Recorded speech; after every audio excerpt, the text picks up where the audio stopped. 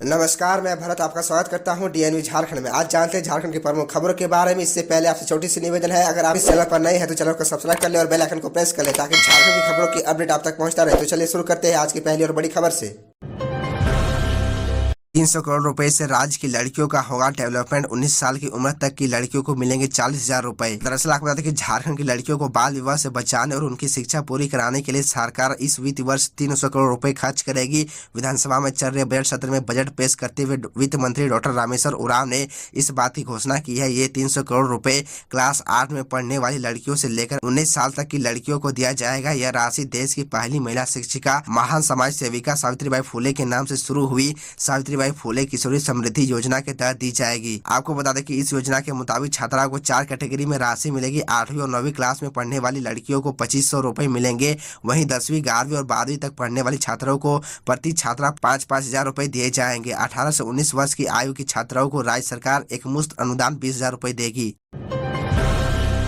झारखंड में 12 प्रतियोगी परीक्षाओं के लिए सरकार जल्द भेजेगी जेएसएससी को अधियाचना। 11,000 पदों पर होगी नियुक्ति। दरअसल आपको बता दें कि राज्य में 12 नियुक्ति परीक्षाओं के लिए सरकार की ओर से जल्द झारखंड कर्मचारी चयन आयोग को अधियाचना भेजी जाएगी। कार्मिक विभाग ने संशोधित नियमावली तैयार कर ली है, जिसे जल्द ही जारी किया जाएगा। विभागों द्वारा अब बदले हुए प्रावधान के अनुरूप झारखंड कर्मचारी चयन आयोग को अधियाचना भेजी जाएगी। राज्य के अलग अलग विभागों में 11,000 पदों पर नियुक्ति होगी। राज्य सरकार द्वारा जेएसएससी स्नातक स्तरीय परीक्षा संचालन नियमावली में बदलाव के बाद विभाग स्तर पर बनाए गए नियमावली से झारखंड से मैट्रिक इंटर की परीक्षा पास होने की अनिवार्यता समाप्त कर दी गई है। ऐसे में जिस विभाग से जुड़ी नियुक्ति हाईकोर्ट के आदेश के बाद रद्द की गई थी, उसके लिए फिर से अधियाचना भेजी जाएगी। इन परीक्षाओं में शामिल होने के लिए जिन अभ्यर्थियों ने पूर्व में आवेदन जमा किया था, उन्हें फिर से परीक्षा शुल्क जमा नहीं करना होगा। इस संबंध में दिशा निर्देश जारी कर दिया जाएगा। खबरों में आगे बढ़ने से पहले आपसे छोटी सी निवेदन है कि अगर आप इस चैनल पर नए हैं तो चैनल को सब्सक्राइब अवश्य कर ले ताकि झारखंड की हर खबर आप तक पहुंचा सके।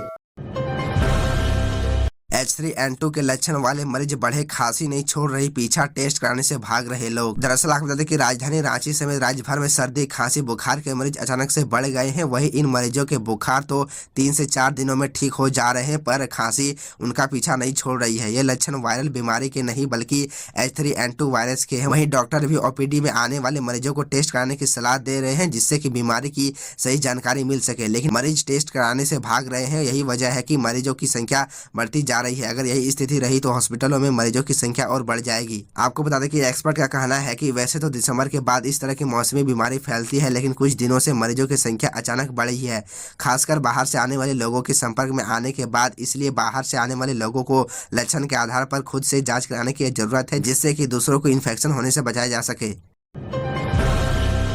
15 मार्च को झारखंड कैबिनेट की बैठक। राज्य कैबिनेट की बैठक 15 मार्च को बुलाई गई है। कैबिनेट की बैठक बुधवार शाम 5 बजे से प्रोजेक्ट भवन सभागार में विधानसभा की कार्रवाई के बाद प्रारंभ होगी। इस संबंध में मंत्रिमंडल सचिवालय समन्वय विभाग ने अधिसूचना जारी कर दिया है। बैठक में कई महत्वपूर्ण निर्णय लिए जाने की संभावना है। इसके अलावा नई नियोजन नीति के तहत कई विभागों की नियमावली में भी बदलाव होगा, जिसमें मैट्रिक और इंटर झारखंड के शैक्षणिक संस्थानों से ही करने की बाध्यता को समाप्त किया जाएगा।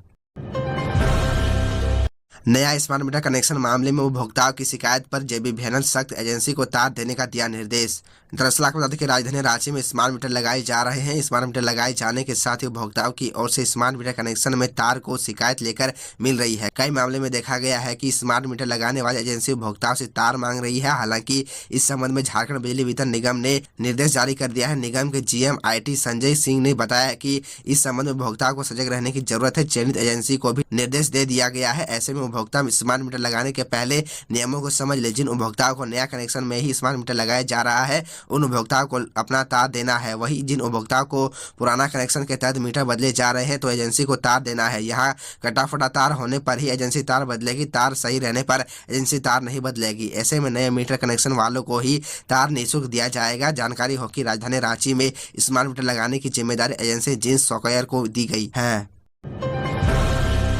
शराब व्यापारी संघ ने सरकार से पूछा किस मजबूरी में छत्तीसगढ़ की कंपनी बिना बैंक गारंटी कर रही थी काम। दरअसल आपको बता दें कि झारखंड सरकार व्यापारी संघ ने आज प्रेस कॉन्फ्रेंस कर सरकार के सामने कई सवाल खड़े किए हैं। संघ की तरफ से पूछा गया है कि आखिर सरकार से ऐसी कौन सी मजबूरी है जो बिना बैंक गारंटी 4.5 महीने प्लेसमेंट एजेंसी से काम करवा रही है। इसलिए मनमाने ढंग से ओवर प्राइसिंग पानी मिला हुआ 2 नंबर की शराब राज्य में आए दिन मिल रहा है। इसकी जवाबदेही कौन लेगा? किस अधिकारी के आदेश पर बिना बैंक गारंटी के ही काम कर कर रही है। संघ ने मुख्यमंत्री और उत्पाद मंत्री जगन्नाथ महतो से संघ मांग की उस अधिकारी की जांच होनी चाहिए, नहीं तो संघ सीबीआई, इंटेलिजेंस ब्यूरो एवं विजिलेंस से जांच कराने की मांग करेगी।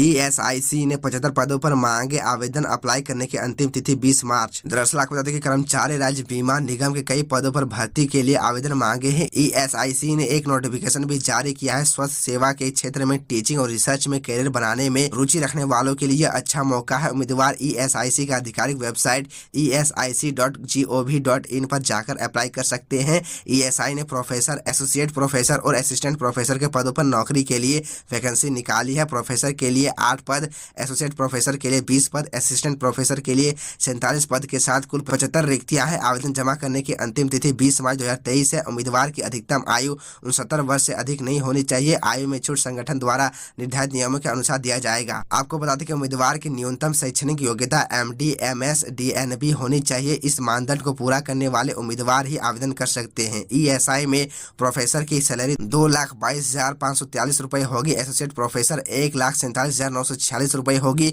वहीं असिस्टेंट प्रोफेसर को 1,27,141 रुपये मिलेंगे।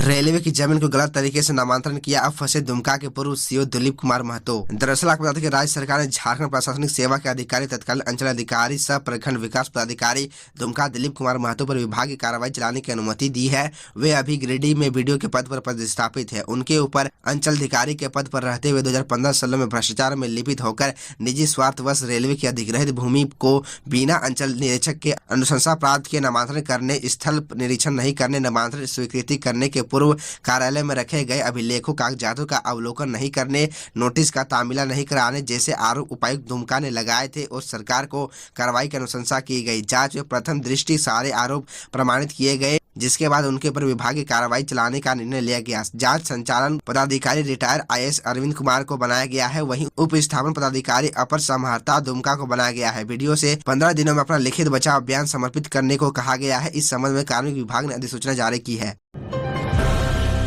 भारत के विदेशी मुद्रा भंडार में 1.46 अरब डॉलर का हुआ इजाफा। दरअसल आपको बता दें कि भारत के विदेशी मुद्रा भंडार में पिछले 4 हफ्ते की लगातार गिरावट के बाद यह सिलसिला शुक्रवार को टूट गया और इसमें इजाफा हुआ। जानकारी के मुताबिक 10 मार्च शुक्रवार को जैसे ही रिजर्व बैंक ऑफ इंडिया के सांख्यिकी विभाग ने आंकड़े जारी किए, वैसे ही पिछले लंबे समय से चला आ रहा गिरावट का दौर खत्म हो गया। रिजर्व बैंक ऑफ इंडिया के मुताबिक भारत का विदेशी मुद्रा भंडार में 5 सप्ताह के बाद पहली बार बढ़ोतरी हुई है और 3 मार्च समाप्त सप्ताह के आखिर में ये 562.40 अरब डॉलर रहा। इससे पहले के 4 हफ्तों में विदेशी मुद्रा भंडार में 15.8 अरब डॉलर की गिरावट हुई थी। तो यह थी झारखंड की टॉप बड़ी खबरें और इसी तरह झारखंड की छोटी सी बड़ी खबरों को देखने के लिए आप हमारे चैनल DN झारखंड को सब्सक्राइब कर ले और बेल आइकन को प्रेस कर ले, जिससे आपको झारखंड की हर छोटी बड़ी खबरों के अपडेट आप तक पहुँचता रहे। तो आज के लिए इतना ही, हमें दीजिए इजाज़त। फिर मिलते हैं आपसे अगले वीडियो में।